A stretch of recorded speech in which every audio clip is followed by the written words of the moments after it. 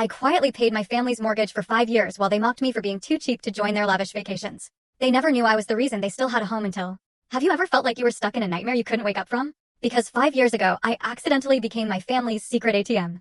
And let me tell you, when I found a stack of old foreclosure notices, my entire world and my understanding of family shattered. It was then I realized I wasn't just being a good daughter, I was the biggest fool alive. My name is Amber, and until that moment, I honestly thought I was just the responsible one. The frugal one. The boring one. At least, that's what my sister Jayla, queen of the perfect Instagram aesthetic, would tell you. Just last weekend, she was holding court at her marble-countered kitchen island, waving a mimosa like it was a royal scepter, describing her upcoming influencer trip to Bali. You should really come with us this time, Amber, Jayla cooed, her perfectly manicured nails tapping against her glass. I mean, when was the last time you took a real vacation? I just took a sip of my plain orange juice. Someone had to be sober enough to drive mom and dad home later, you know? I forced a smile. I'm good. Got some work projects coming up.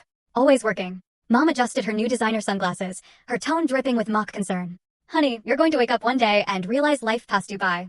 Oh, if they only knew. If they only knew that life passing me by was code for me quietly transferring $2,400 every single month for the past 5 years to keep their house from being taken away. That's nearly $150,000 of my boring life choices. Speaking of passing by, Tanner chimed in, slinging an arm around his girlfriend, Julia. We're thinking about joining that Greece trip next month. The one you bailed on, Amber. Jayla snickered. Amber would probably rather buy bulk toilet paper than swim in Santorini. Everyone laughed. Everyone. Even Dad, who, in hindsight, absolutely should have known better, joined in while helping himself to more of the expensive brunch spread, a spread I was pretty sure Jayla had charged to her already maxed-out credit card. I just prefer being practical, I said, the words tasting like ash in my mouth. Speaking of which, Dad, did you need me to stop by later? You mentioned something about the house. He waved dismissively. No. All sorted. Just a minor repair thing. I noticed Mom shooting him a quick, almost imperceptible glance. After 5 years of watching their facial expressions and listening to their veiled hints, I'd become fluent in their silent language of financial desperation. You sure? I pressed, my stomach nodding. I don't mind.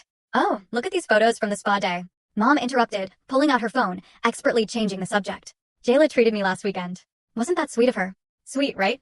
The spa day that probably cost what I'd put into their mortgage account last week. The brunch dragged on. A parade of humble brags and pointed jabs at my boring lifestyle. I sat through it all, mentally calculating how many overtime hours I'd worked to keep their lights on while they planned their next luxury purchase. Later that full story on the channel. Link below. Click now and watch what happened next.